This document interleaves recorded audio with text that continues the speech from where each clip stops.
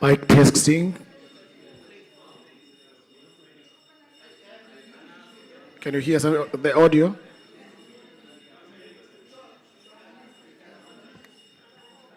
Two. Testing 1, 2. The House Chairperson.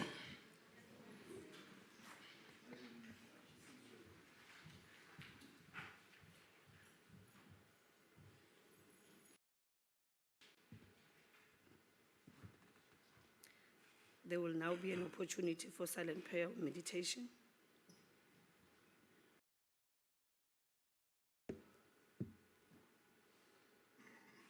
Please be seated.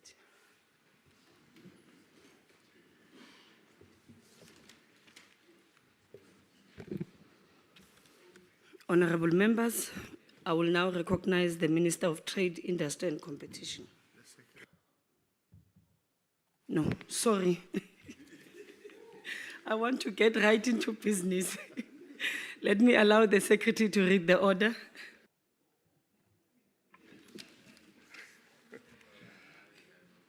Debate on vote number 39, Trade, Industry and Competition Appropriation Bill.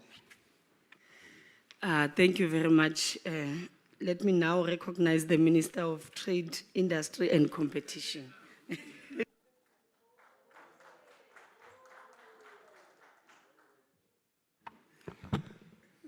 Thank you very much, Honorable House Chairperson, honorable members, the Director General and senior officials of the DTIC, ladies and gentlemen, good morning. 70 years ago in Kliptown, ordinary South Africans dared to imagine an extraordinary future in which the people shall share in the country's wealth. This call resonates as we face daunting headwinds like energy insecurity, logistics constraints, premature deindustrialization, and global volatility that have squeezed exports, slowed growth, and deepened uncertainty. We see it in the last year's sluggish 0.6% GDP growth, a near stall in the first quarter of 2025, a 2.8% drop in exports, and 32.9% unemployment. Since the start of the 7th administration, we have been in firefighting mode, saving ArcelorMittal to protect long steel production in Newcastle, supporting the ferrochrome sector, and navigating strained incentives in the film and global business services sectors. This budget vote signals a pivot from crisis management to enabling growth, from emergency fixes to collective action. At its heart lies the simple conviction that when government, business, labor, and communities co-create solutions, we unlock exponential impact. Honorable members, together with improved performance of South Africa's electricity, rail, and logistics sectors, as part of our growth agenda, we are committed to an industrial policy that will improve the competitiveness of South African manufacturing, support investment in new industries, and will build on South Africa's mineral and resource endowments. Our industrial policy promotes local economic activity, and its review will be guided by opportunities in diversification, decarbonization, and digitalization. In order to turn constraints into opportunities, we are convening investors, industry, and regulators in strategic platforms, co-investing in equity partners in priority sectors, catalyzing credit guarantees, policy certainty bonds, and concessional infrastructure finance, and enabling fast-track licensing, streamlined visas for scarce skills, and digitalized permits through an omnibus fast-tracking act. Inarguably, we are pivoting our development, or the machine is not working with me. Inarguably, we are pivoting our development finance institutions, namely the IDC, the NEF, and the ECIC, from passive lenders to frontier-seeking equity partners, creating new industries as their original mandates intended.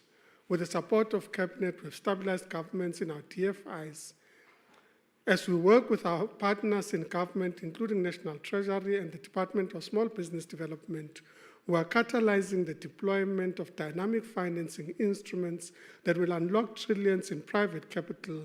Therefore, our co-creation is the way we will revitalize our industrial development. I'd like to thank the Chair and members of the Portfolio Committee on Trade and Industry and the Select Committee for their continued support and engagement since we took office. Alongside this, and in line with our DFI's plans on industrialization, we are planting seeds for the industries of tomorrow.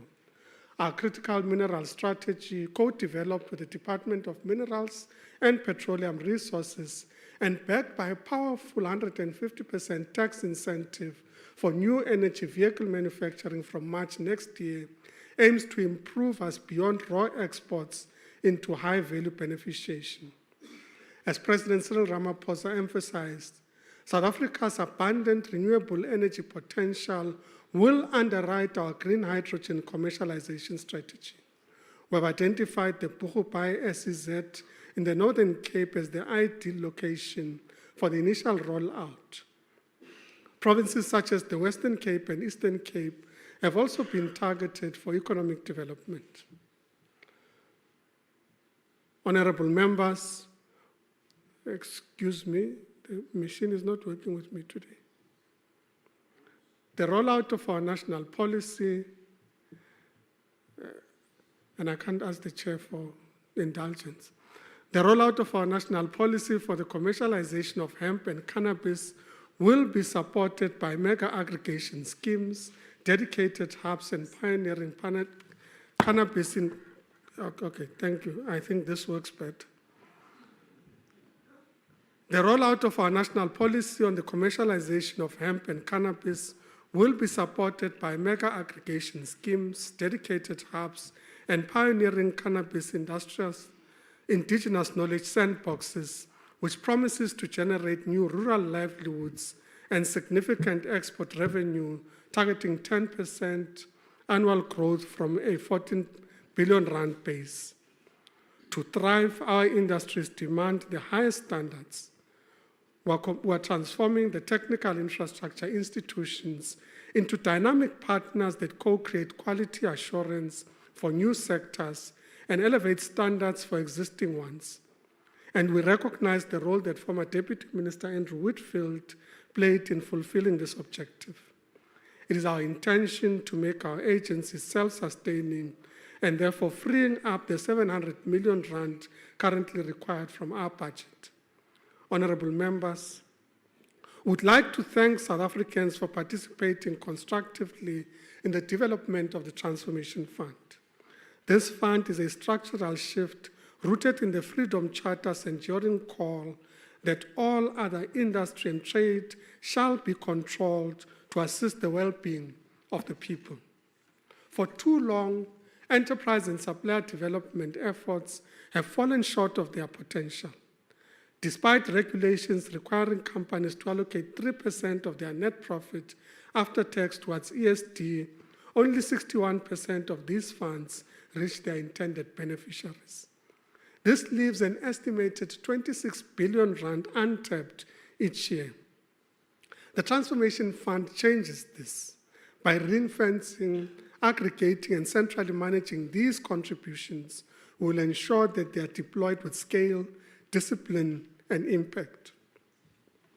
Ladies and gentlemen, in the heart of Roslyn, city of Tshwane, is a state-of-the-art facility, 100% Black women-owned enterprise, Bakoni Gas, which is producing 10 tons of medical-grade oxygen daily, supplying hospitals, including the Netcare Group, and large-scale industrial clients like the mining sector.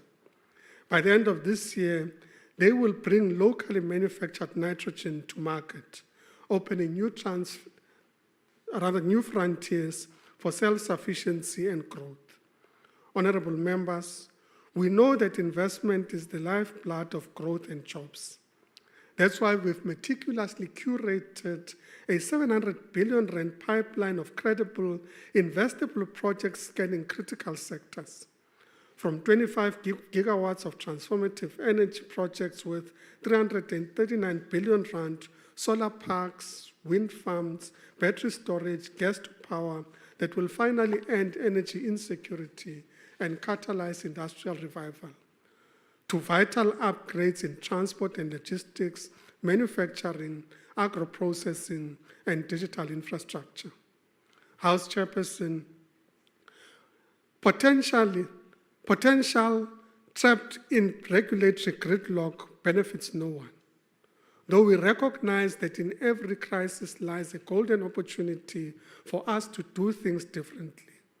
Our landmark Omnibus Bill is a powerful tool designed to fundamentally ease the cost and complexity of doing business. Instead of a blunt repeal, it introduces a high-speed approval lane for projects demonstrating significant impact. Our regulators are going to assist our economy in decentralizing. Market inquiries into steel, poultry and polymers and franchising will dismantle entry barriers and restrictive practices in these sectors, promoting a more conducive environment for all players. We are committed to evidence-based decision-making, and the work done through these inquiries will enable historically disadvantaged people to compete in our market. We're also reviewing the threshold for merger notifications, particularly large mergers. We have appointed members of the Takeover Regulatory Panel, which will enhance the capabilities of the panel to complete their work within the required turnaround times, thus easing the burden of regulation and enabling faster growth. We're tackling the red tape that stifles ambition head-on.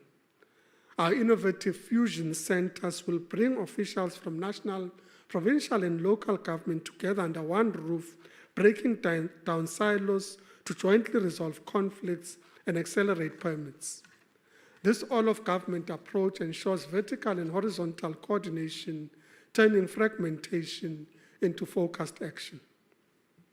Honorable members, at the heart of our trade and export strategies lies a butterfly, delicate in form, yet powerful in motion.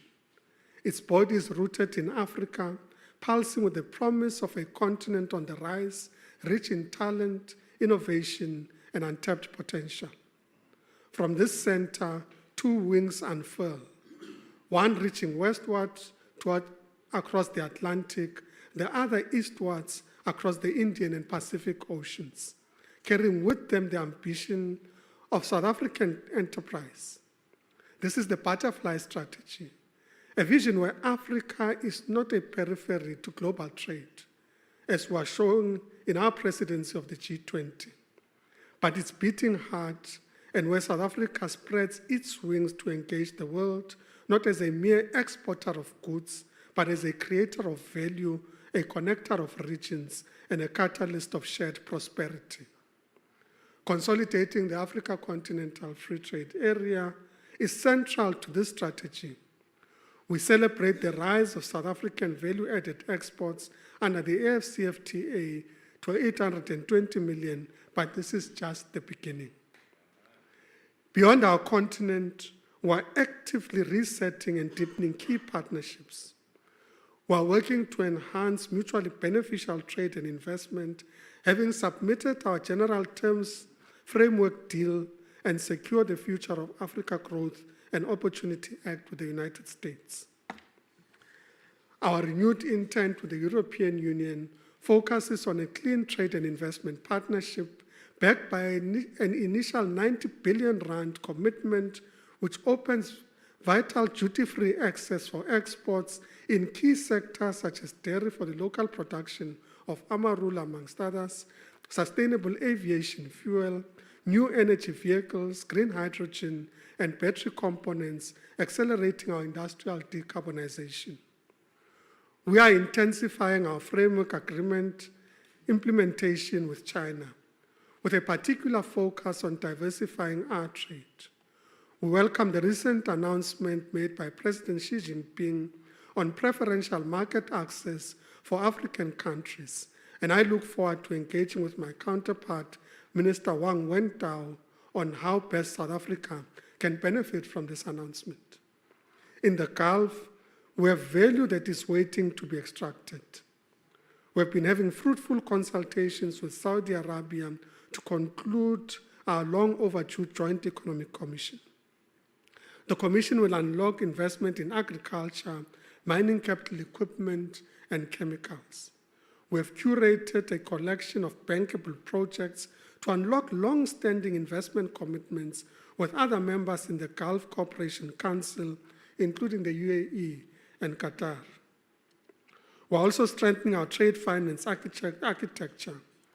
A fully operational Export-Import Bank of South Africa by 2028, coupled with the potential upgrading of sovereign shareholding in the Africa Export-Import Bank, will expand affordable financing options for exporters. This is co-creating with our international partners so that we realize the true potential of South African global market. In this task and responsibility, allow me to thank Deputy Minister Zuko Kodlimpi for his leadership in executing the arduous task of supporting our efforts around the world. Honorable members, this 11 billion rand budget of 5.2 billion rand going toward our incentive program is a focused down payment prioritizing barrier removal, effective resource deployment, and catalyzing new growth frontiers. This collective strategy is supported by the approximately 300 billion rand that the entire DTIC family, including our development finance institutions, deploy into the South African economy each year.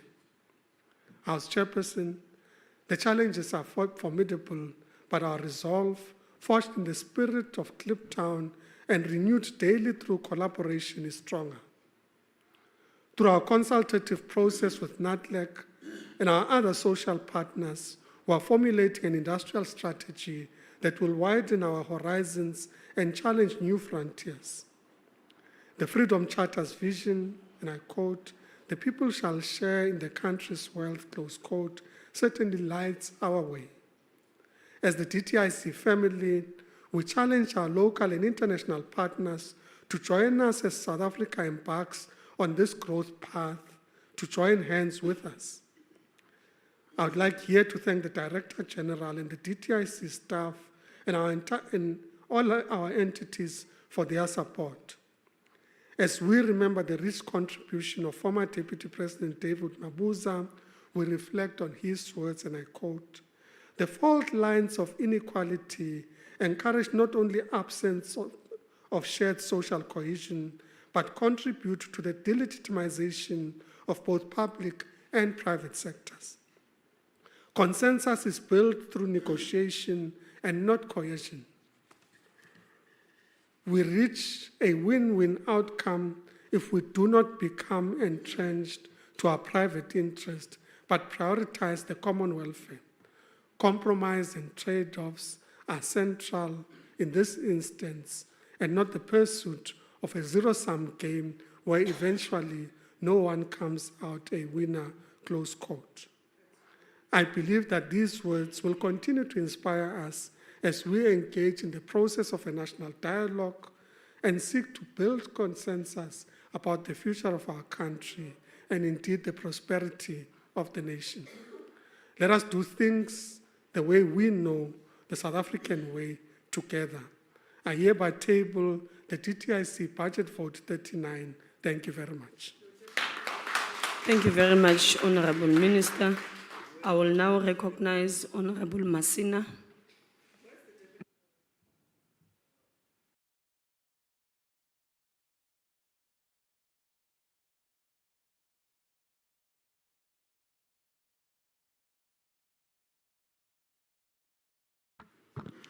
Thank you very much. Greetings to the Minister and honorable members of Parliament that are here with us today. The Department of Trade, Industry and Competition's annual budget 2024-25 financial year is supported by the African National Congress. The budget is presented against the backdrop of the prolonged economic growth, low economic growth, high unemployment as well as inequality levels that continues to persist. The question that confronts the government, in particular the DTIC, is what is to be done to urgently arrest the catastrophic levels of unemployment, poverty, and inequality. South Africa's economy has been anchored by mining, agriculture, and manufacturing as a cornerstone for the economy. The state-led network industries were designed to service the economy, and the state was very deliberate in investing in the infrastructure. Today, South Africa is the world producer of platinum, and without an export quotas and a clear industrial policy, the country is not, as a result, the country is not producing its own computer hardware, disk, thermocouples. Platinum is also used to make optical fiber and liquid crystal display, LCD, turbine blades, yet none of these products are produced in South Africa. Hence the argument that we are exporting jobs when our minerals are not being processed in the country. The same could be said with products like the chrome, manganese, titanium, vanadium, iron ore, cobalt, phosphate, uranium, and all these strategic minerals which constitute South Africa's strategic resources, but we are unable to capitalize on them because we have been obsessed with the pit-to-pot, which has not yielded much economic growth in our country. In the mineral sector, for instance, the role of the state should not be limited to regulation and issuing of licenses, but also should be elevated to strategic industrial support to ensure that we turn things around. In contrast, for example, in the USA, the so-called Magnificent Seven technological companies, which include Tesla, Meta, Amazon, Nvidia, Microsoft, Apple, and Alphabet, their dominance would not have been possible without the intention support of their government. And I dare say, in our case, that not a whiff of evil labeling follows these entrepreneurs behind these companies. Our industrial policy should recognize that the world over has moved from traditional manufacturing, as well as we can see with what is being termed the Magnificent Seven plus Netflix, which is outperforming this elite group. The French pride themselves with products like Cartier, which is a luxury jewelry and watch manufacturer, celebrated for its elegant and timeless design. Its sister brand, Van Cleef & Arpels, has mastered the emotional connection. Their pieces represent more than just luxury of appeals to the most affluent. While Rolex was originally founded in London in 1920, the company moved its headquarters to Geneva, Switzerland, where they are located to this day. Rolex watches have long been synonymous with luxury precision, meticulous and craftsmanship, brand legacy, technology, innovation, and market dynamic. China leads the world in battery storage systems, which helped to stabilize power grid over twice as much as other countries combined. Battery energy storage systems are devices that enable energy from renewables like solar, wind, to store and then release them as and when power is needed. These include products like lithium, nickel, cobalt, graphite, manganese, alumina, amongst others. The rapid uptake of electronic vehicle and battery-based energy storage system around the world is driving global demand for lithium and batteries. Replacing the combustion engine with electric vehicle is a major part of effort to reduce greenhouse emissions in the transportation sector. The current design of electric vehicle batteries requires several different critical minerals as stated above. Globally, when we think about the most innovative product like smartphones, artificial intelligence, portable purifiers, smart glasses, solar rooftop, and vertical farming system, they all started by as solving existing problems or tackling customer need as we can know. It is now common cause that fintech will maintain its role as a potent driver of the future. In 2025, we can anticipate the heightened utilization of blockchain, AI, as well as automation solution and big data in financial institutions, automation and integration will become increasingly redefined. The question isn't whether the traditional banks are becoming obsolete, it is how quick they have become. Consider this, in 2024, digital first bank like N26 saw its revenue surge by 40% comparison with the banks, which saw an ACE of about 0.4% increase. The global fintech as a service market was estimated at about 266 billion US dollars, as projected that in 2030, it will be sitting at about 949 billion US dollars. The banking market, on the opposite, the banking market size was estimated at about 35 billion US dollars, whereas it's going to go up to about 55 billion US dollars in 2025. This growth indicates a positive trend in the banking sector, driven by factors like digital transformation and increase in customer adoption of the online. While South Africa as a continent is credited with tea, coffee, cocoa, and grapes, all that are grown here in the continent in areas like Kenya, Tanzania, Malawi, Zimbabwe, and Mozambique, are the largest producers of tea, while Ethiopia, Uganda, Cote d'Ivoire, Tanzania, Madagascar are the important players in the space. And equally, we are the home of the most significant minerals in the country, with almost 30% of the world mineral reserve in our country. And the point to make here is that our sound industrial policy of the future should be anchored on innovation and research and development. Our case for South Africa is also, we must also include issues of inclusion and startup. The issue of transformation requires our serious rethink as a country. Government was correct to look into issues of BBBE and scorecard, which must include ownership, management, and control, as well as skills development. However, the ownership, management, control have not moved seemingly in a way that we have expected. We are running out of ideas, so we need to do lots of work.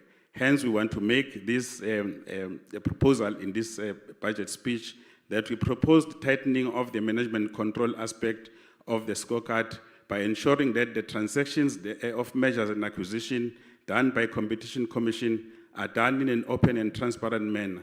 The current model where two companies proposes make an acquisition, repeat BE without proper processes without proper open processes should be stopped. This is important that we are able to move this direction as a country.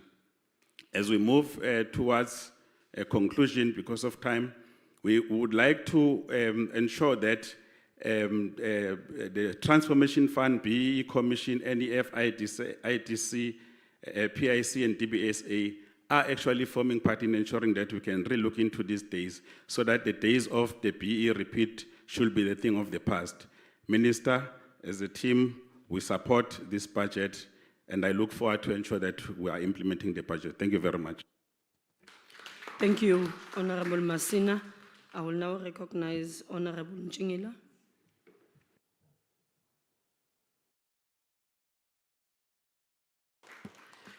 Honorable Chairperson and honorable members, we are gathered in this house at a time when the nation finds itself grappling with a growing crisis of unemployment, underdevelopment, and a rising inequality. Millions of South Africans are being systematically excluded from participating in the economy, and this budget, once again, fails to address their agent realities. We have examined the implications of the 2025-2026 Department of Trade and Industry and Competition budget, and we have found it deeply inadequate, misaligned with national priorities, and out of touch with everyday struggles of our people. This budget allocates just 40.8% to the industrialization and export functions in this financial year. Of this amount, only 5.4 billion is dedicated to capital spending and transfers, the real engine of productive investment. This allocation is shockingly low in the context of a collapsing manufacturing base, high input costs, and global trade constraints. Despite government rhetoric about reindustrialization and localization, the numbers paint a picture of stagnation. There is no ring-fence allocation for township industrial zones, no targeted investment in rural cooperatives, and no strategy to scale up manufacturing in informal or marginalized areas. Most incentives continue to benefit well-established corporations, while small manufacturers and emerging black industrialists remain sidelined. At a first glance, it appears to show progress with an increase from 9.4 billion to 11.1 billion. However, when they're adjusted for inflation, the real increase is a mere 13.2%, far below what is needed to drive meaningful industrial growth. More critically, the allocation of funds exposes a disturbing trend. This is not just a technical flaw, it is a structural failure. South Africa's economic landscape is flawed, where economic opportunities and development continues to cement apartheid spatial arrangements. This budget still has no appetite to tilt the scale. Now, the DTI is expected to champion industrialization, that which is not in the spending priorities of the DA-led coalition, to make it a reality. There is no provision for infrastructure renewal in industrial parks, despite the known decay of facilities in areas such as Sisitebe, Botshabelo, and Garankuwa. It also fails to address the crisis in rail and freight, which continues to undermine the competitiveness of our exporters and manufacturers. Chairperson, job creation and labor affairs stands at 23.7 billion, yet only 0.5 billion is allocated to capital investment, while 9.7 billion goes to current transfers and subsidies. This is nowhere near sufficient to reverse the crisis of mass unemployment. Even more alarming is the absence of continued funding for Special Employment Fund beyond 2024-2025. This fund previously supported over 50,000 part-time workers and community safety, basic education, and health. These were not make-work schemes that were these were real interventions that provided income and dignity to the economically excluded. Now, with no provision for its continuation, tens of thousands of livelihoods are at risk and will be left vulnerable. So this withdrawal is a glaring testament of a government retreating from its developmental mandate. It speaks to a broader austerity regime that punishes the poor while protecting bourgeois' interests. The budget projects GDP growth of just 1.4% in 2025, yet fails to mobilize public employment as a contrary tool. This is a betrayal of the promise of a developmental state. There is no meaningful expansion of public works, no new youth employment pathways, no innovation in linking labor markets entry with skills and development. It is clear that job creation is not the central priority of GNU. The overarching thrust of 2024-2025 budget is not developmental, it rather lingers on an amplified rhetoric of business certainty, investor confidence, and fiscal discipline over radical pro-poor economic spending. Consequently, the debt service cost now consumes 426.3 billion, more than 10 of thousands allocated to industrialization. This imbalance reflects a state that serves creditors more than service delivery. It is a continuation of neoliberal economic policy that has failed to deliver inclusive economic growth.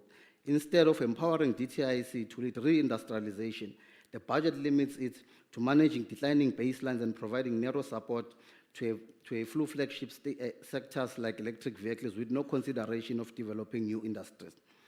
The Transformation Fund, touted as a vehicle for empowerment, remains shrouded in secrecy, with no clear criteria for disbursement or mechanisms to ensure that it reaches black, women-owned township and rural enterprises.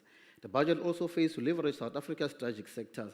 Mineral beneficiation is a cornerstone of industrial policy, with no dedicated funding or enforceable measures to ensure processing of raw materials locally. Moreover, the consideration of cannabis and hemp sectors have a potential to generate 28 billion and can create 25,000 jobs. It is stalls due to bureaucratic delays in amending the Drugs and Drug Trafficking Act. This is not just an incompetence, it is a deliberate blockage of economic opportunities for rural farmers and small-scale producers. On the trade front, this budget reveals a lack of strategic foresight. The European Union's carbon border adjustment mechanism and the potential non-renewal of an African Growth and Opportunity Act pose existential threat to our exports. Yet the DTIC has no contingency plan.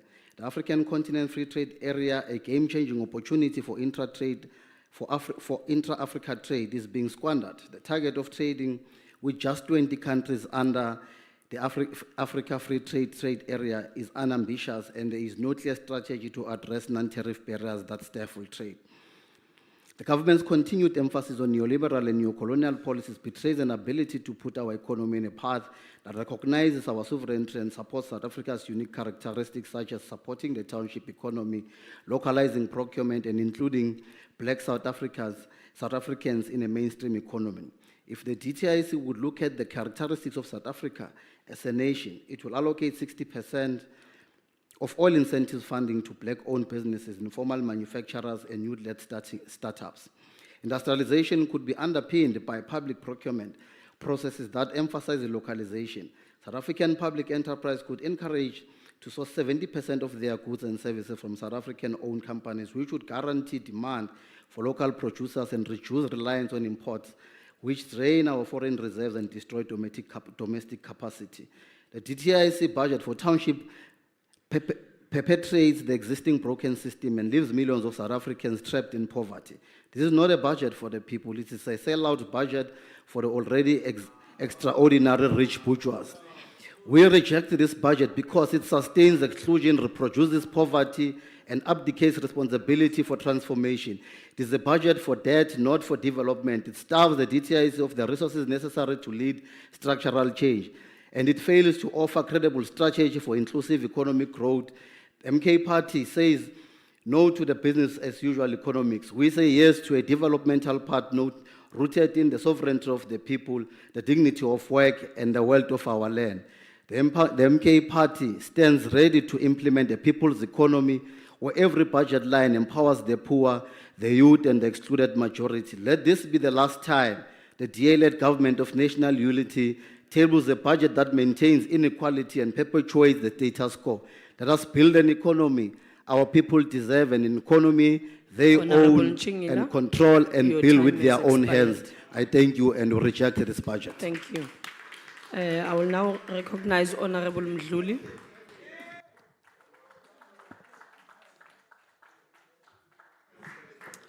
Honorable House Honorable Chairperson, Mdluli, can you please hold, there's a hand. Yes, Honorable Member. Not working. Are we allowed to recognize an insidious cognitive decline in the ranks of MKP? That is not a point of order. You're out of order. Honorable Mdluli, please continue. Honorable House Chairperson, members of the House, and fellow South Africans, this budget is tabled at a pivotal time in South Africa's economic trajectory. With close to 12 million South Africans that are unemployed and growth averaging just 0.6% over the past 5 years, the Department of Trade, Industry and Competition bears significant responsibility for reshaping our industrial path and stimulating enterprise-driven growth. With 11.07 billion allocated to this department, must therefore be examined with a thoroughness, not only in terms of a policy intent, but with also a respect to measurable outcomes. South Africa's unemployment crisis remains a defining challenge of our generation. Youth unemployment, by the expanded definition, exceeds 60%. In response, the department has allocated 16.3 billion over the medium term to industrial financing initiatives. These are expected to leverage 30 billion in private sector investment. In principle, this leverage is critical to closing the investment gap in an economy where gross fixed capital formation remains below 15% of GDP.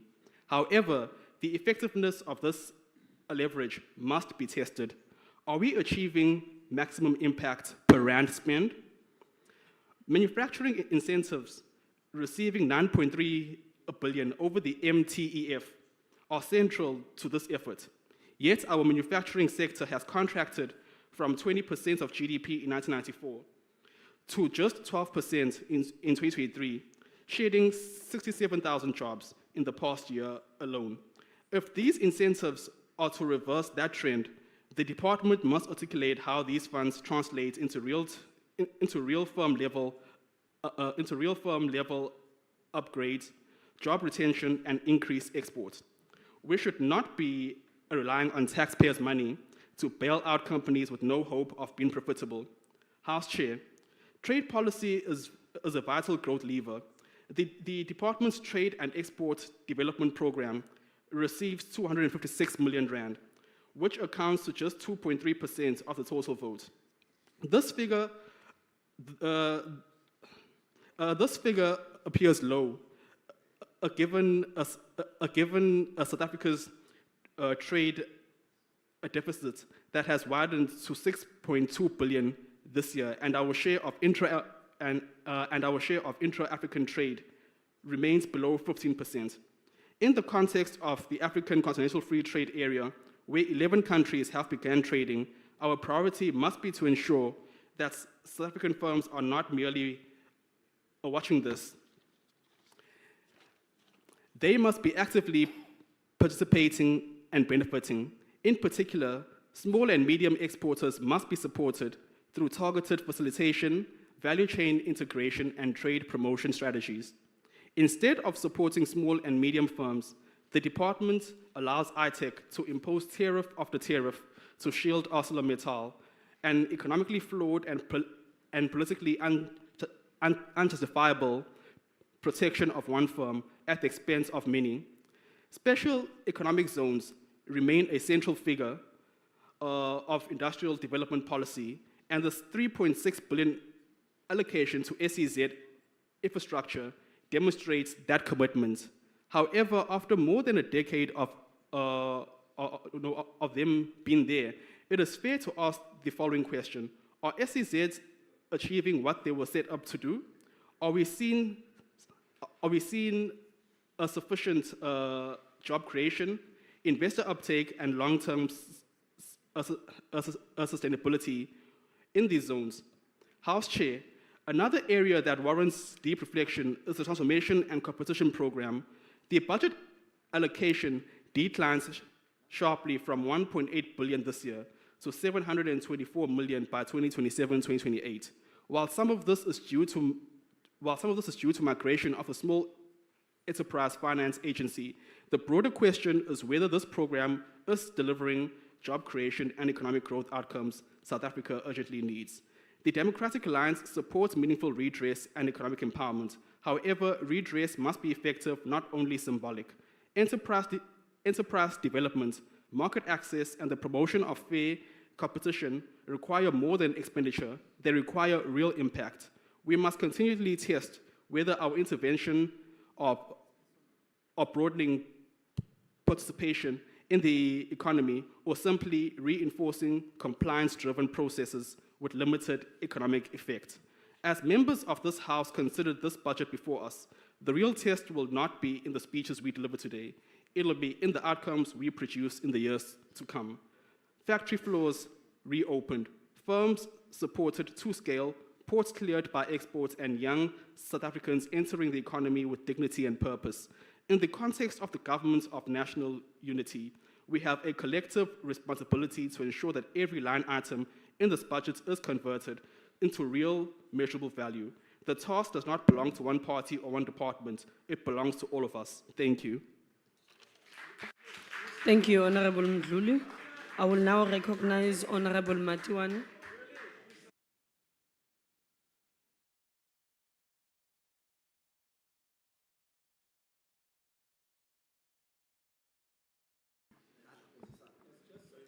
Ndibulise kuwesihlalo nendlu ngobubanzi.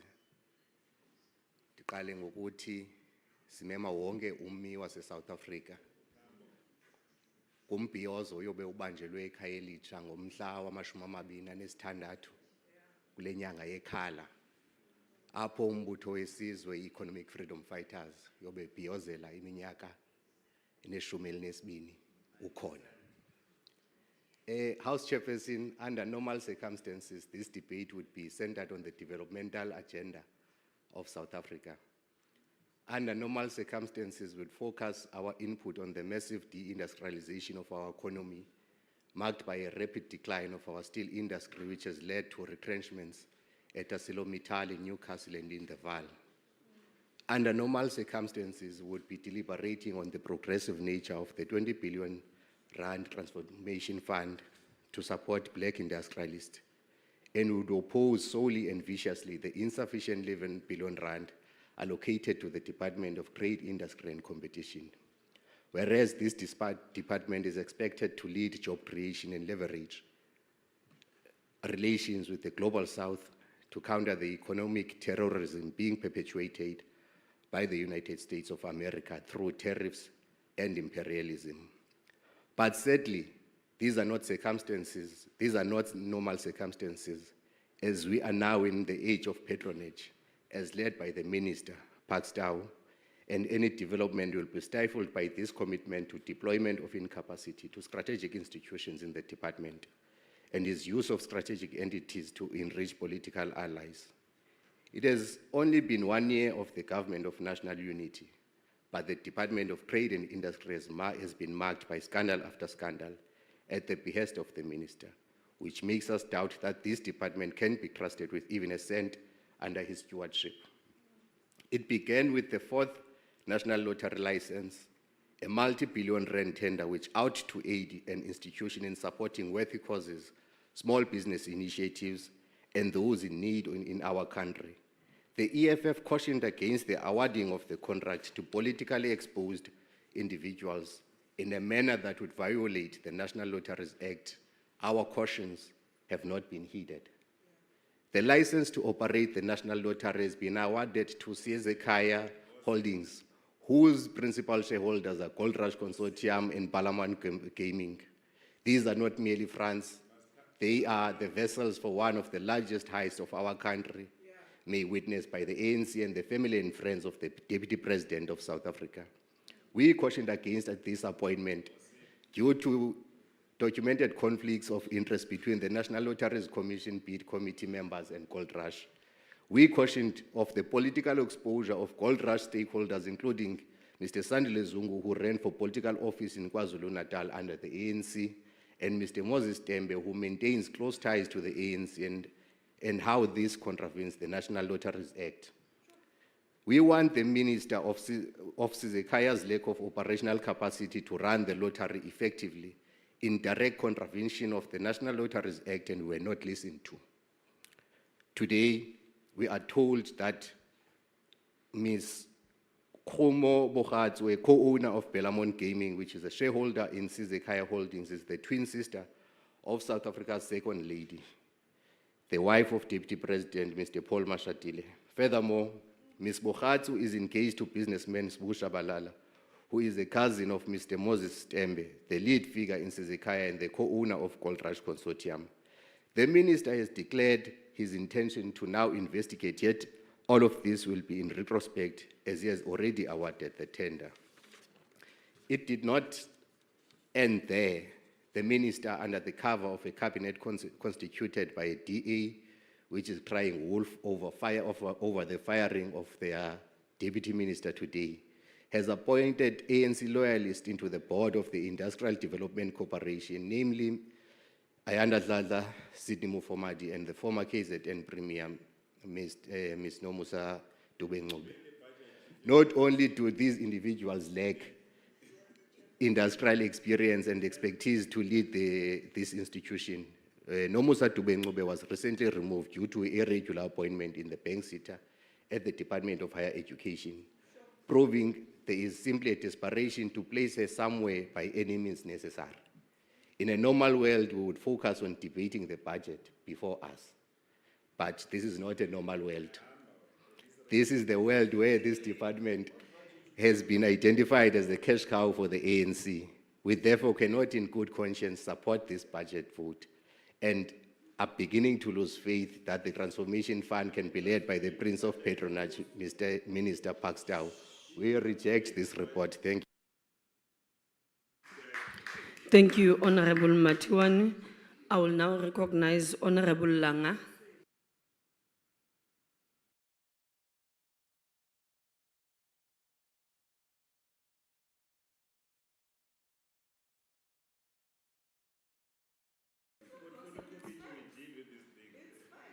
Okay, honorable members, can we afford an opportunity to a member on the podium, please? Thank you very much, House Chair, and greetings to the Minister. I think I saw the Deputy Minister as well. Honorable members, the DTIC led by the DG, honorable members and fellow South Africans. House Chair, the sight of vacant and dilapidated factories across the country serves as a constant reminder that industries have died, not a peaceful death, but one that took countless jobs with them. Honorable Minister, the department is critical to the medium-term development plan, particularly in driving economic growth and job creation. Moreover, it plays a central role in advancing the government's reconstruction and recovery plan. The importance of industrialization cannot be overstated, not only as a driver of job creation, but also to meet domestic and international demand through efficient and effective production methods. The IFP welcomes the increase in the department's budget allocation, given the mammoth task it faces in achieving its policy priorities. However, we caution against the department's optimism in projecting economic growth above 3% as a catalyst for job creation. This is objectively not feasible under the current conditions. Moreover, the narrow focus on economic growth fails to consider the unique structure of South Africa's economy. Growth alone does not guarantee job creation. Both the public and private sectors must share the responsibility for generating employment to ensure that economic growth is not only inclusive, but also truly benefits all South Africans. The IFP commends the department's procurement targets of allocating 40% of procurement to women-owned businesses, 30% to youth-owned businesses, and 3% to businesses owned by persons with disability. Procurement is highly contested in South Africa as the government spends billions annually through tenders. However, IFP believes that by creating new industries and revitalizing existing ones, businesses will become less dependent on government contracts as their sole source of income. The IFP welcomes the department's target of facilitating 120 billion rands in South African exports to global markets and 132 billion rands to the rest of Africa, particularly in key industrial policy sectors, including services. The IFP furthermore welcomes the targeted facilitation of 20 million rands in global exports by SMMEs supported through the EMIA. Honorable House Chair, SMMEs are the backbone of our economy, and the department's effort to enhance intergovernmental coordination, particularly through collaboration with the Department of Small Business Development, is a vital step. As rightly noted, without a clear and coordinated framework, efforts risk becoming fragmented or duplicated, reducing their overall impact. One of the key criticisms leveled at the government is its siloed approach to service delivery. This initiative is therefore welcomed. However, given the department's mandate and priority plans, it falls short. The IFP believes that an equally important strategic partner of enhanced intergovernmental coordination is the Department of Transport. To increase market access and meet demand for locally manufactured goods, the necessary infrastructure must be in place to move those goods efficiently. In closing, Honorable House Chair, while the National Lottery's tender process is important, it must not overshadow the significance of its mandate. Its resolution should not disadvantage beneficiaries. At completion, all South Africans must be confident that the process was fair, competitive, and beyond approach. The IFP supports this budget. Thank you. Thank you, Honorable Langa. Honorable members, the Patriotic Alliance will not be participating. I will then move to Honorable Boshoff.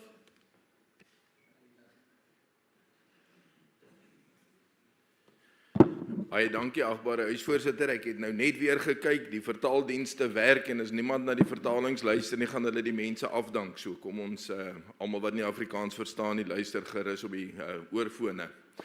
Nou die departement van handel en nywerheid is die ene wat verantwoordelik is. Dis eintlik die enginekamer vir swart ekonomiese bemagtiging in al die verskillende vorms daarvan, ook met die transformasiefonds. En die Vryheidsfront se weerstand teen die beleid van swart ekonomiese bemagtiging word baie keer as iets sinies beskou, iets ondenkbaar gegee oor die geskiedenis van Suid-Afrika. En daarom gaan ek die geleentheid gebruik om 'n bietjie daarop te fokus. Weens tydsbeperking gaan ek dit in die hand doen van 'n verhaal van twee jong mense wat nou nie meer so jonk is nie. Ons het by die president gehoor van Tintswalo. Nou, daar's nog mense. Ek gaan vertel van Mpo en van Sarel, wat al twee in 1958 gebore is. Mpo was een van die laaste swart kinders om in Sophia Town gebore te word. Sy pa was 'n onderwyser en sy ma 'n verpleegster. Hulle het minder verdien as blanke beroepsgenote. En hy was baie bewus gewees van die onreg daarvan toe Sophia Town afgebreek is. Hy het skool klaar gemaak, gaan werk en by vakbondwese betrokke geraak en nogal 'n militante vakbondman gewees.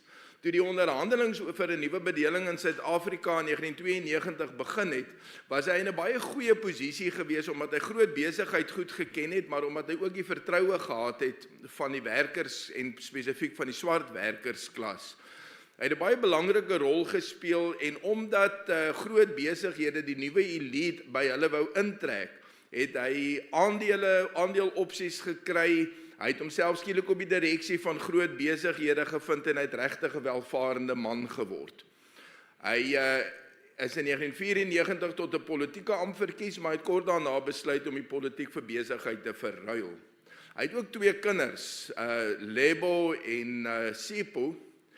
Hulle het albei gaan studeer, hulle het die duurste skole beskikbaar bygewoon, gestudeer. Die ene is 'n ingenieur, die ander een is 'n aktuaris. Saam met hulle is hulle eintlik baie goed geplaas in die sakewêreld weens die netwerke wat hulle gevestig het en hulle het 'n paar baie lonende tenders reeds ingeoes. Sarel is ook in 1958 gebore in Danville, Pretoria. Sy pa is 'n terugkerende soldaat gewees na die Tweede Wêreldoorlog wat nie eintlik werk kon kry nie. Hy het aan posttraumatiese stres gely, alhoewel niemand toe nog die naam geken het of die woord geken het nie, en hy het te veel gedrink. Hy is oorlede toe Sarel so 108 was. Hy het 'n ambag gaan doen by Yskor en heel goed gevaar, maar met die oorname van ArcelorMittal het hy sy werk verloor en aangegaan. Hy swys nou sekuriteitshekke vir 'n verdienste. Hy het ook twee kinders, Stefan en Lise. Stefan wou 'n ingenieur word, maar dit het nie gewerk nie. Hy's 'n ambagsman. Lise wou 'n prokureur word, maar sy's nou 'n aktetikster. Nou Lebo, Sipho, Stefan en Lise het almal kinders op hoërskool. As hierdie kinders vir enige program of enige staatsgesubsidieerde geleentheid in aanmerking wil kom, dan sal Lebo en Sipho elke keer die voorrang kry want hulle is histories benadeel, terwyl Stefan en Lise se kinders agter sal bly. Ek weet hierdie storie is nie verteenwoordiging van elke gesin nie. Daar's blanke gesinne baie ryker en baie armer as die wat ek genoem het. Die punt is, dit dra oor hoekom ras nie die maatstaf kan wees om ekonomiese geleentheid te bepaal nie, maar wel 'n middeletoets. Dankie. Thank you, Honorable Bishop. I will now recognize Honorable Pearson. Chairperson, Minister, DG, staff, honourable members and fellow South Africans.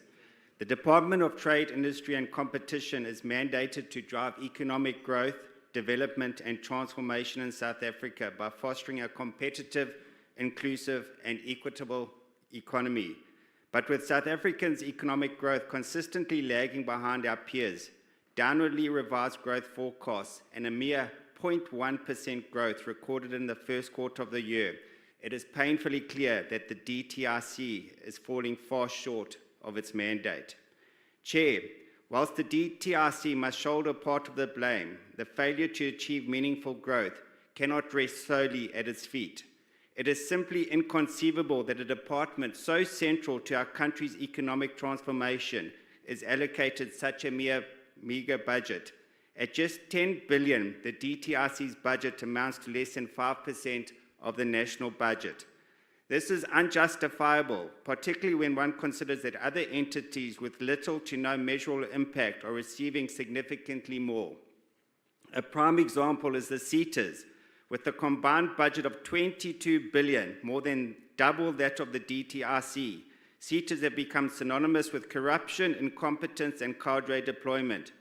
Businesses compelled to pay the skills development levy that funds these institutions would far rather see that money go towards supporting real economic growth through a capable DTRC than into a leaking bucket. Despite these financial constraints, the department has been its own worst enemy, scoring numerous own goals that have undermined economic confidence and growth.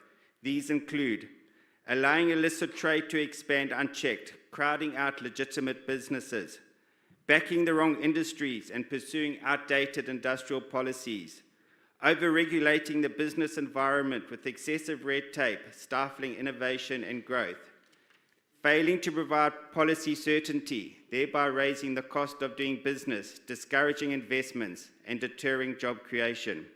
Minister, unlike some in this House and some of your partners within the GNU, ActionSA believes economic transformation is a necessity. It is morally imperative because 30 years into our democracy, race still plays a major role in determining whether someone will succeed in this country. That is not right, and it must change. Transformation is also economically imperative. Transformation done right will unlock economic growth. Unfortunately, the current BEE framework administered by the DTRC has failed in this regard. Rather than driving broad-based transformation, it has too often become hijacked by politically connected elite, enriching narrow patronage networks and tenderpreneurs instead of uplifting the majority. ActionSA, as a constructive and pragmatic party, has developed an inclusive economic empowerment policy, which places greater emphasis on bottom-up transformation. It is designed to expand access to real economic opportunity for those still living under the shadows of apartheid-era exclusion. Minister, I hope to engage with you one day to share this policy. In conclusion, ActionSA recognizes the central role economic growth must play in tackling unemployment, poverty, inequality, and crime. ActionSA cannot support a budget that is neither sufficiently funded nor effectively aligned to this task. ActionSA rejects the budget. I thank you. Thank you, Honourable Member. The next speaker will be from the ACDP, Honourable Thring.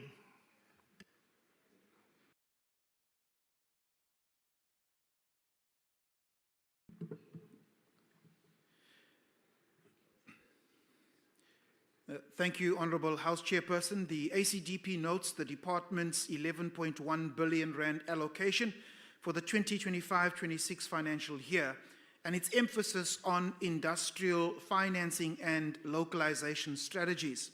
While we support the Department's stated objectives of inclusive growth and industrial transformation, the ACDP remains deeply concerned about the disconnect between policy ambition and implementation outcomes. The looming expiry of the 90-day reciprocal tariff pause on the 9th of July and the uncertainty this places on our exporters, especially the automotive, agricultural, and steel sectors, serves as an exogenous threat to our trade partners and domestic industry. The ACDP urges the Minister Tau and this department to use every trade and diplomatic tool possible to engage with the US in finding amicable solutions. The ACDP urges the department to act decisively to protect our national interests. Foreign decisions are not isolated, whether involving the US, Russia, Ukraine, Israel, Gaza, or China and Taiwan. They directly impact regional economic integration, investor confidence, and market access, especially when they intersect with the strategic interests of our major trading partners. Now, during the 6th administration, on behalf of the ACDP, I have consistently called for the ramping up of beneficiation with a monitoring index to track the progress or regress in this area. It is now encouraging to hear the Minister of Electricity and Energy speak on safely beneficiating coal for energy, and the Minister of Minerals and Petroleum identifying critical minerals for beneficiation.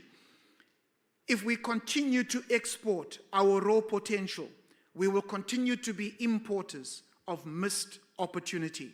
The ACDP has consistently called for increased support for labor-intensive industries and small enterprises.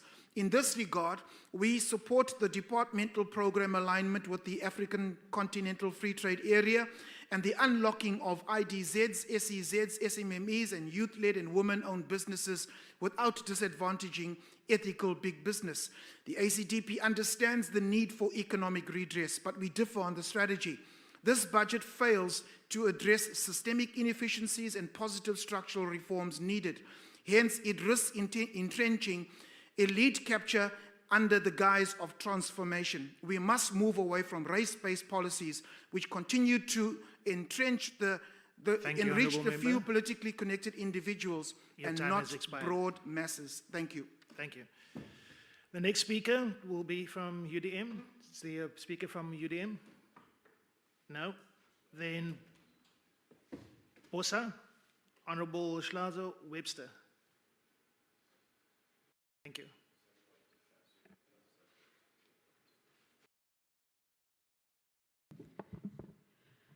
Thank you, Honorable Chair. I want to start by stating that the work of the Department of Trade, Industry and Competition has to be about building an economy that works for all South Africans and not just the well-connected few. It should be about creating jobs, attracting investment, and opening the doors of opportunity in every community, especially those that have long been excluded from economic participation in our country. Yet this budget that we engage on today is tabled under a shadow and a credibility crisis that grows deeper by the day. So most recently, the Minister and the National Lotteries Commission appeared before this very portfolio committee of the Department of Trade, Industry and Competition to account for the controversial lottery licensing process. And we asked the Minister directly whether he would disclose the names of the independent evaluation and adjudication panels, to which we are grateful that he agreed. And this is important. It's important because we need to restore the confidence in the department, as South Africans need to be able to trust the department again. And as we engage on a budget that must enable the resuscitation of South Africa's economy, we need to do so knowing that South Africans have full confidence in the stewardship of the department and its budget. So even as we support this budget, we say clearly that economic reform cannot coexist without compromised governance. The people of South Africa are now not asking for transparency, they are demanding it every single day. We must also speak very honestly about transformation, which a few speakers have referred to who have been on this podium today. Broad-based Black economic empowerment has not been broad-based.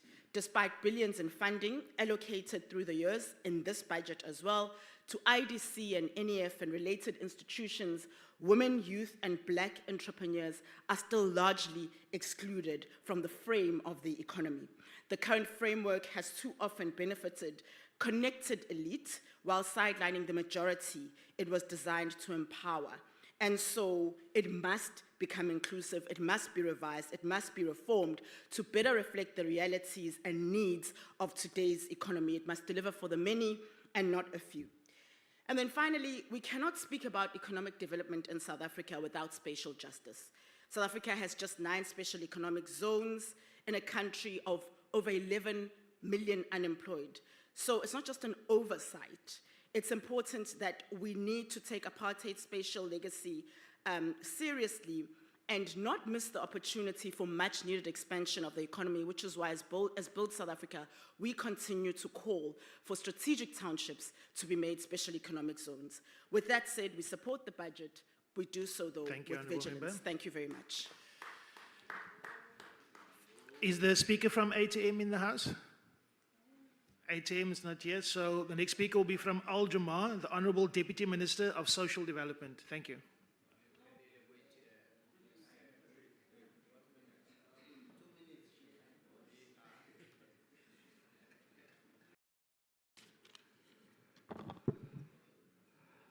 Thank you, Honourable House Chair. Jama-ah wants to debunk the views by some that South Africa's policy on localization of trade poses a threat to investment, additional costs, delays and inefficiencies.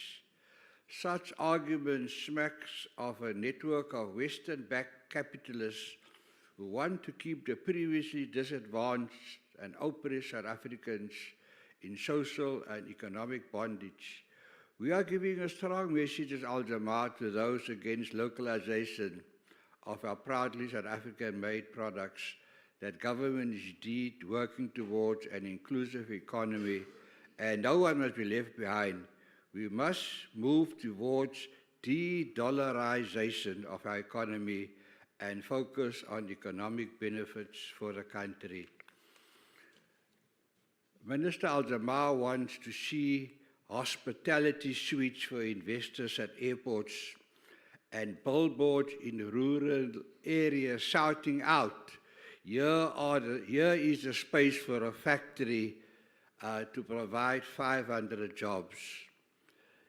The chiefs and kings are ready to support this as we get our inspiration from the founding fathers of our liberation movement adhering to revolutionary principles. This, in fact, provides exciting investment interests in South Africa. Jama-ah supports a budget and have noticed the dynamism in the Ministry of Trade and Industry and Competition in the 7th Parliament.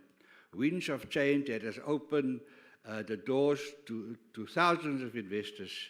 I would like to congratulate the Department of Trade and Industries for supporting the second PAC Africa Trade Summit 2025 to be held on the 12th and 13th of August in Sandton on the eve of our national dialogue and the independence of Pakistan. This trade summit will unlock new horizons in trade and investment. A potential £1 trillion, we're moving away from dollars, is available. Also developing a digital economy in South Africa. The national dialogue will welcome this. Those who boycott the national dialogue boycott investment and interest in investment.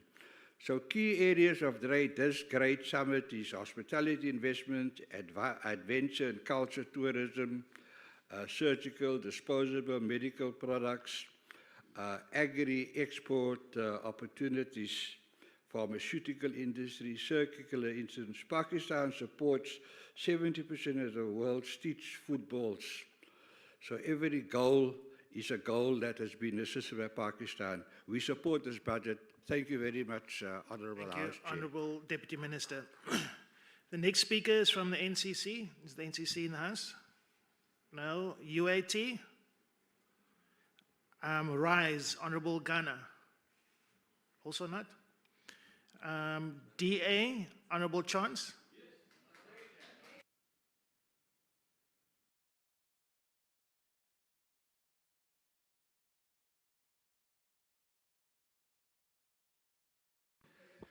House Chairperson, honourable members, visitors in the gallery, good morning. The unfortunate dismissal of former Deputy Minister Andrew Whitfield last week should not overshadow the immense contribution he made during his one-year term of office.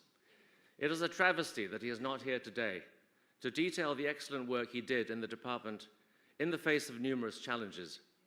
In his absence, let me detail some of these contributions through his own words, words that I am sure he would have paraphrased in his speech today had he remained in his job.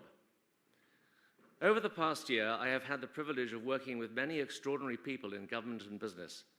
I have worked hard to bridge the divide between government and business and to find a way to make it easier for businesses to do business, grow and create jobs. Looking back, here is a highlights package of some of what we have done. My team and I have championed the need for a regulatory review to cut red tape and create jobs, an omnibus bill that is now being proposed by the DTIC to tackle this issue. We have facilitated countless queries and resolved a number of bureaucratic barriers and other challenges faced by industry, from tariff-related matters to compulsory specifications in agri-products. We have contributed meaningfully to the efforts to boost trade and investment and have been relentless in driving an export-focused agenda within the DTIC. I have diligently processed countless internal submissions on a number of matters, and where necessary, I opposed and objected to them, for example, the BEE legal sector codes.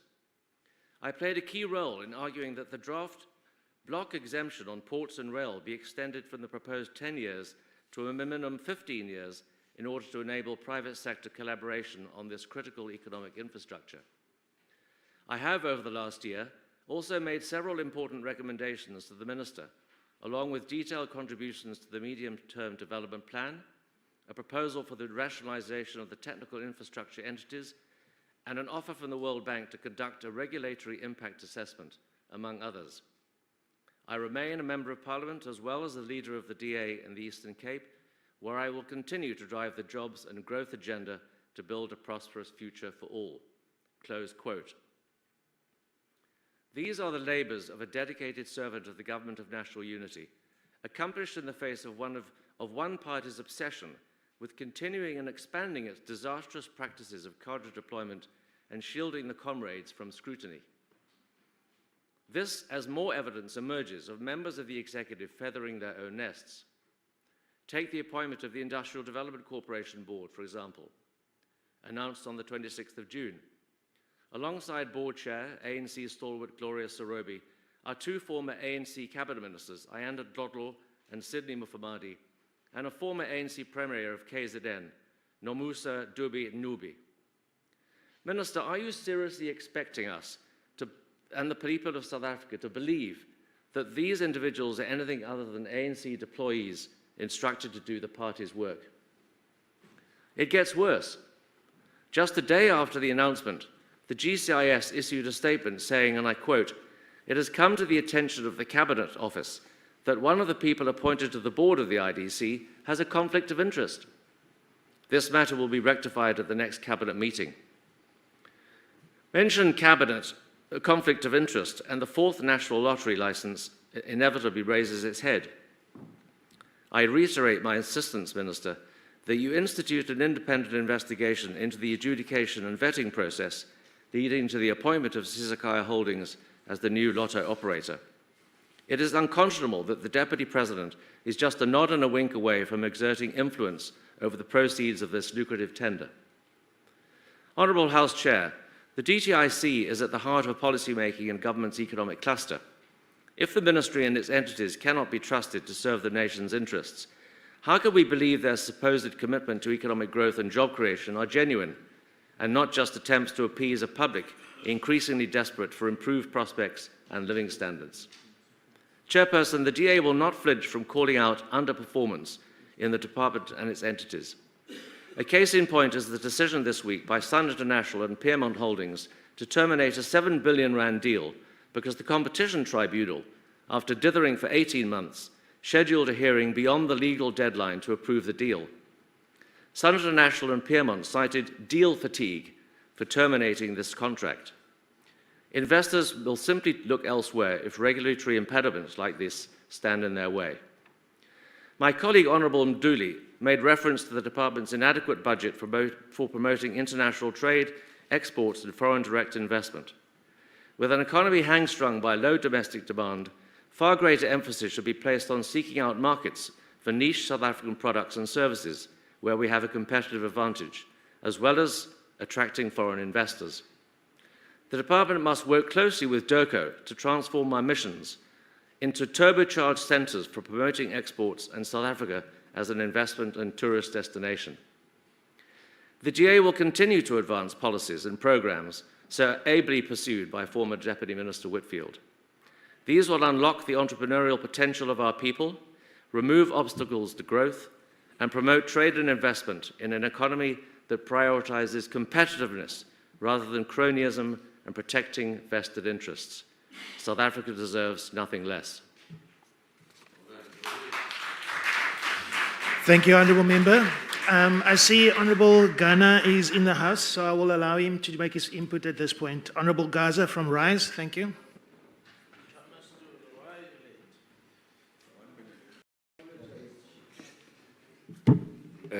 Thank you very much, Nakensam Tramastul, and apologies for arriving late. I was offering my inputs at the police budget vote. This morning, honorable members, fellow South Africans, I rise for the single mother of a 15-year-old boy, terrified that her son will be swallowed by the false promises of gambling. She sees the 24/7 gambling ads on his phone, on TV, on his favorite sports app, and she fears he's being lured into a trap. I rise for the countless South Africans, young and old, who are trapped in the cycle of gambling addiction. For those who are promised instant riches, but instead find themselves spiraling into debt, despair, and broken families. Honorable members, Honorable Minister, we are facing a gambling crisis. It is not a minor issue. It is an emergency. Rise Mzansi is clear. We are here to build a safe, prosperous, equal, and united South Africa in one generation. But let us be honest, Minister. No country has ever gambled its way to prosperity. Minister, your inaction is also part of the problem. It has been a full year since your appointment. Yet, the National Gambling Board remains incomplete. The National Gambling Policy Council has not met. Meanwhile, gambling operators are running wild, advertising 24/7 with zero accountability. Even school children are now addicted to gambling. Phones come preloaded with betting apps, and still you sit on the sidelines, passing the buck to provinces. And I have this to say to the gambling industry: develop some shame. Stop flooding our airwaves with ads. There should be no gambling ads before 11 o'clock in the morning. And there should be no gambling ads during breakfast or afternoon drive show. And I will say this: if you do not self-regulate, this parliament will regulate you, and it might not be nice. This is not a threat, it's a promise. Rise Mzansi will not stop. I will not stop until gambling reforms are real, enforced, and are in the public interest. Thank you, Honourable Member. The next speaker will be from the ANC, Honourable Mosikatsi. Thank you.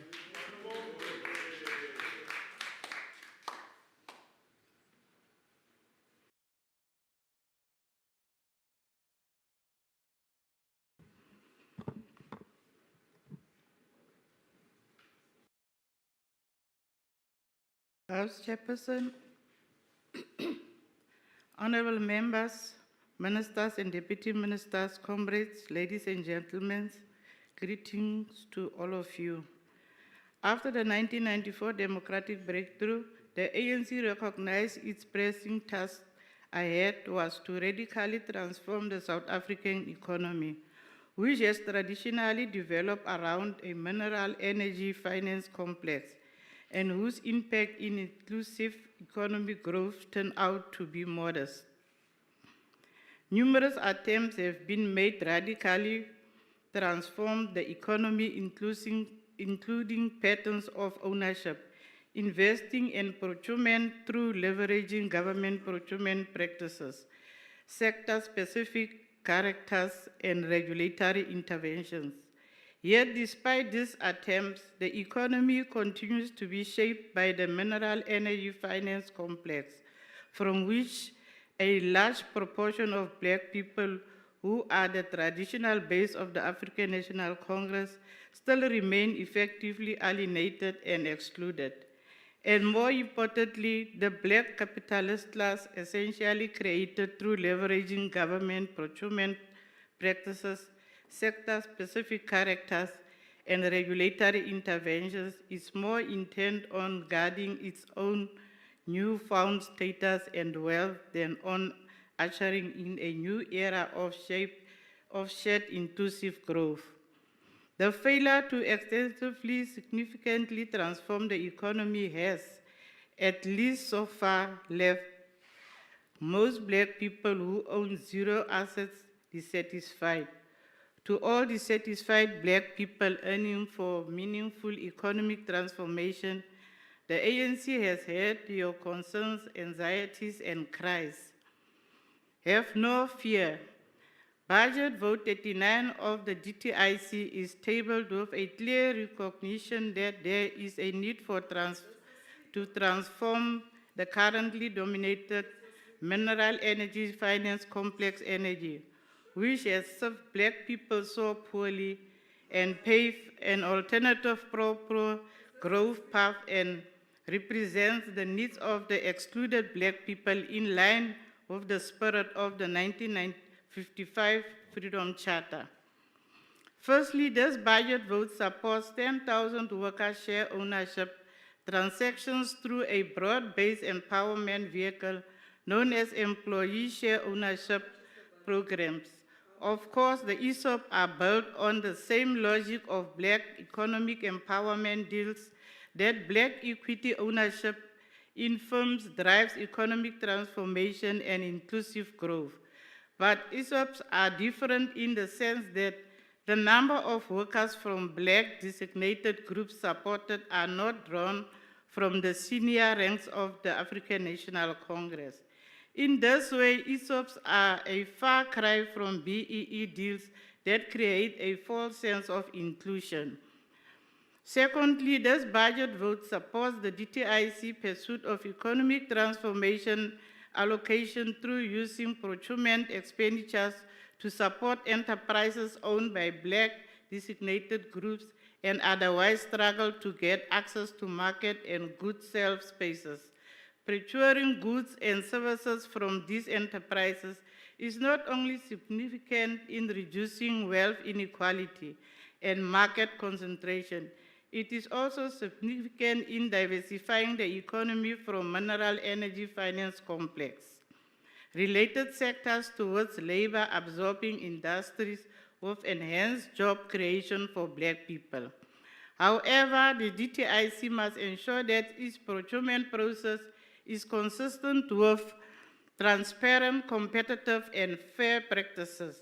This is because the procurement processes that creates less room for corruption denies extremely theoretical parties like the EFF a chance to exploit corruption allegations to merely score political advantages against the ANC-led GNU.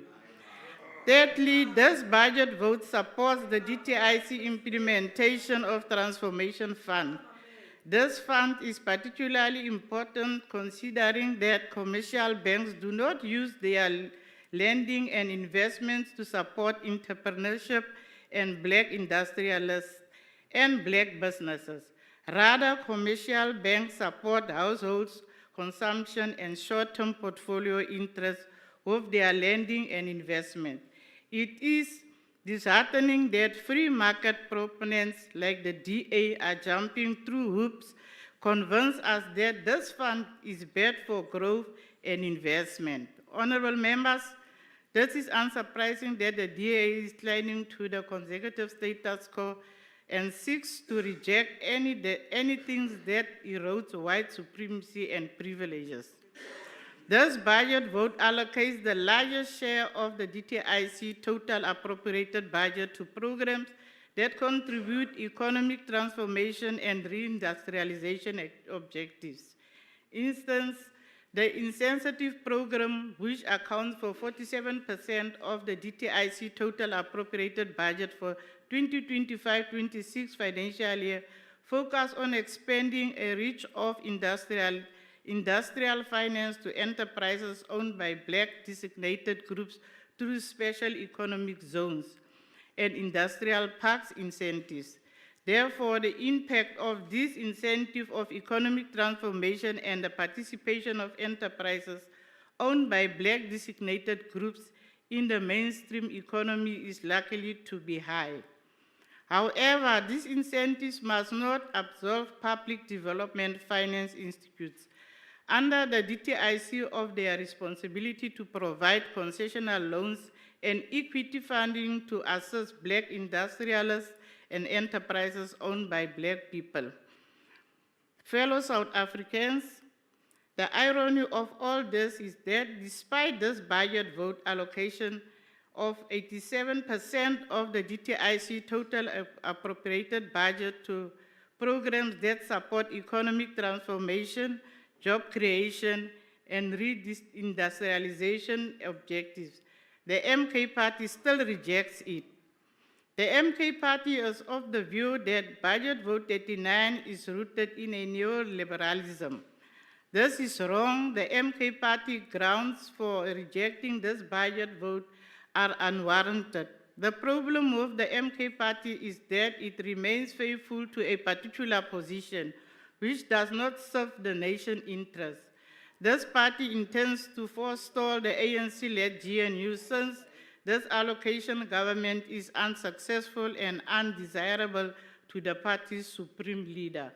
Therefore, MK Party rejection of this budget vote should be understood not as a strategic choice, but a blind obedience to the supreme leader. In conclusion, Chairperson, the ANC supports budget vote and welcomes its above inflation increase of 1.7 billion from approximately 9.4 billion in 2024-25 financial year to 11.4 billion in 2025-26 financial year. However, National Treasury must appropriately increase allocations to budget 39 due to its potential benefit of economic transformation, reindustrialization, real inclusive growth. South Africa's physical space is larger than generally appreciated, as National Treasury has multiple revenue-raising options to increase allocation to budget Sorry, vote Honourable 39. Member. Excuse me, Honourable Member, just hold for a second. Honourable Members, could you please just hold on with the interjections? It's getting so loud we can't hear the speaker. So please, I'd like to protect the speaker at this point. Thank you. Please continue. Thank you, Chair. The ANC supports the budget vote and welcomes its above inflation increase of 1.7 billion from approximately 9.4 billion in the 2024-2025 financial year to 11.4 billion in the 2025-26 financial year. However, National Treasury must appropriately increase the allocations to budget vote 39 due to its potential to benefit economic transformation, industrialization, the real inclusive growth. South Africa's fiscal space is larger than generally appreciated, as National Treasury has multiple revenue-raising options to increase allocations to the budget vote 39, with wealth tax, financial transformation tax being one of these options. The ANC supports this budget. Thank you, Chair. Thank you, Honourable Member. The final speaker will be the Honourable the Minister of Trade, Industry and Competition. Thank you.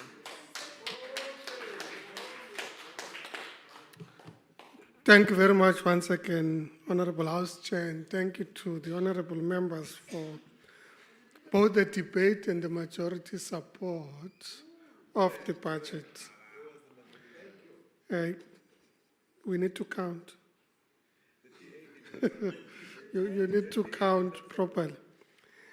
I should say, Honourable Chairperson, that the proposal by the Chairperson of the committee with regards to transformation and the need to tightening controls is a matter that we agree with and will work with the committee to ensure that these matters are addressed.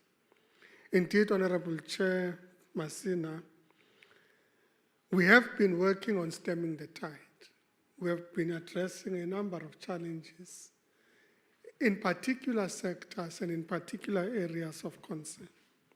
And some of this has to do with global and geopolitical issues, and of course has reflected on decisions that have been made around trade and reciprocal trade with the US. and the impact that has had on South African industry and, in fact, global industrial trends.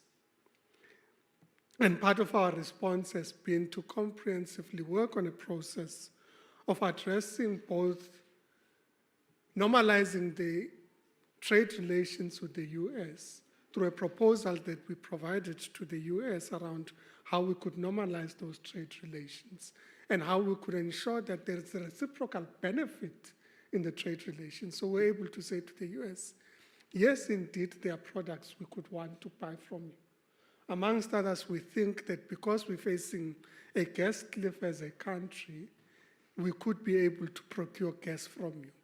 However, we also require concessions on your side with regards to particular products in the auto steel, and we could have, in fact, in the agricultural sector, counter-seasonal trade. So where you are in season, we could buy from you, and we are in season, we could sell to you. Those are specific proposals that we put to them.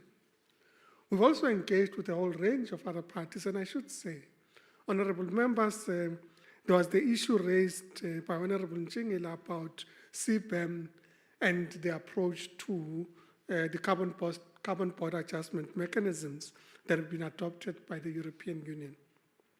And we've said that instead of wallowing in self-pity as a country, it is important that we find ways and means in which we can mitigate. Firstly, to continue to argue with the EU and at global platforms that, in fact, CBAM is not just an environmental mechanism. It actually extends into trade mechanisms and should be engaged at the WTO.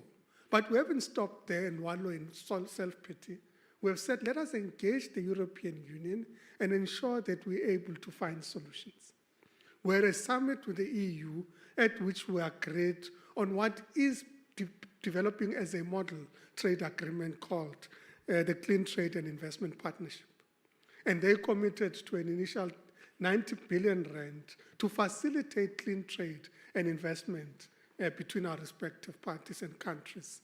Of course, they are a union of countries, so we're talking about them in the context of being the EU.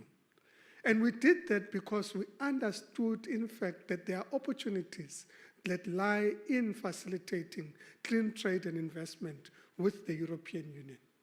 We're currently in the process of finalizing the details of what constitutes that partnership, but a particularly important issue in that regard is a move away from what the chairperson said is the pit-to-pot approach, where the West would essentially come, and now even the East, would essentially come, get into our mines, get products, get minerals, and get them to the port and out of Africa. We've said it must be premised on industrialization, on co-creation, and co-development.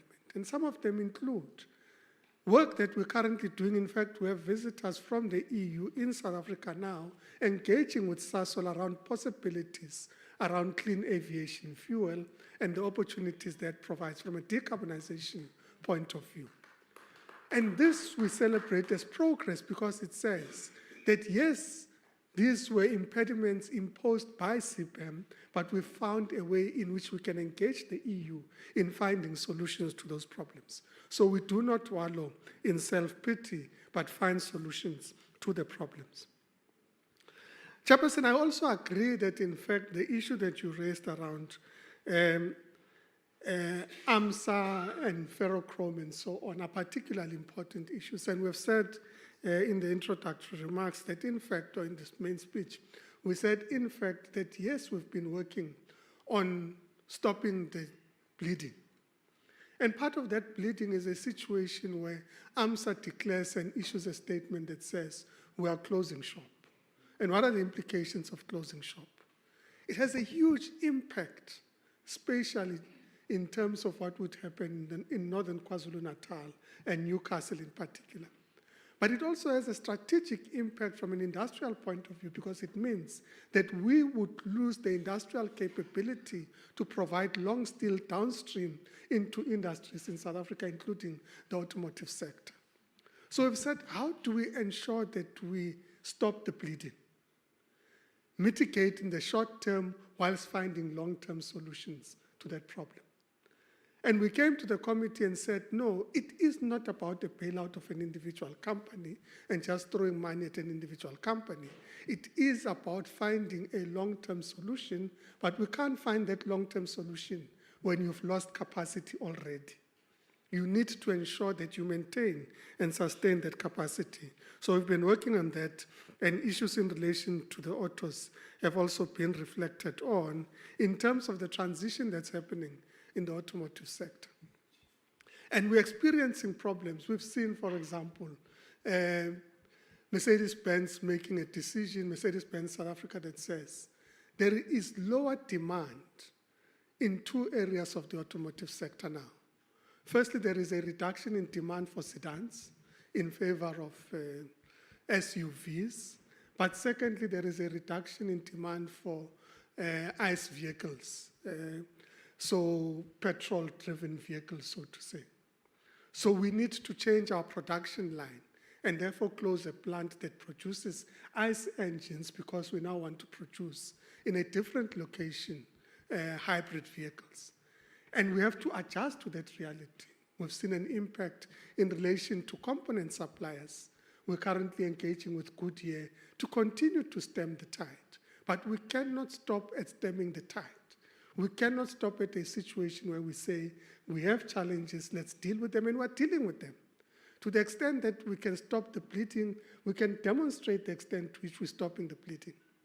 But we can also demonstrate, as indicated, a revised industrial policy and growth plan of the country that says, let us think differently. Let us talk about critical minerals as an opportunity for this country to leverage off its mineral endowments, of its industrial capability, of the maturity of our financial systems, to ensure that we become the hub of green industrial development on the African continent. And that's an opportunity we have to take advantage of. We have the benefit of having the minerals of the past, which is coal, as we transition from coal, but we also have the advantage, as indicated by the chair, of being the center of where the platinum group of metals are. So who should benefit from these industries? We can't just take our minerals and send them out. We need to talk about this transition within the context of our own endowments, and the decisions that we take need to be informed by that, and that is what we're driving. We're talking about decarbonizing our own industrial value chains to ensure that we're able to become globally competitive. In this regard, I referred to the CTIP that we've been engaging with the EU, but also the bilateral engagements that we've had with Japan, and the anticipated engagements at TICAD that would be taking place with Japan around consolidating on green industrial development. Honorable Chairperson, there are issues around the Africa Continental Free Trade Area. It is on its own a game changer. It is a game changer in terms of intra-Africa trade, in terms of development and mutual benefit of African countries if we leverage off each other. At the AfCFTA and the AU, there's been an adoption of the protocol on women and youth in trade, but also a protocol on competition. That improves and enhances the protocols that enables us to improve trade relations on the African continent and leverage off each other. So yes, we have started slow, but as we continue to improve additional protocols, we have the opportunity to ensure that we invest. We spoke about the butterfly strategy because it is a strategy premised on Africa as the center of our growth and development as a country, and understanding that we have to leverage and work off each other. With regards to preferential procurement, I should confirm that the legislation, of course, we know has been passed. The regulatory process is underway, so we cannot say that, in fact, there isn't work being done in that regard. With regards to gambling, amongst others, we should say that the Council is sitting for the first time in 11 years, Honorable Ghana, next week. It's sitting next week. The legislation is on its way to Parliament. So the work is underway. The board appointment is underway and will be taken to Cabinet for consideration. So that work is certainly underway. But there is a problem. There is a problem when we sit in parliament and say to society that a Dr. Sidney Mufumadi, who's an industrial economist, simply because of his affiliation to the African National Congress, is not legitimate to serve on a board. He's an industrial economist. He lectures in this subject on its own. You cannot say that a person who has served in the World Bank in the form of Ayanda Dlodlo is not eligible to sit because you're not taking advantage of the skills that you've created as a country and the exposure of the people of your country to particular platforms. It is disingenuous to simply suggest that capability is limited by the fact that you are affiliated with it. It is not true.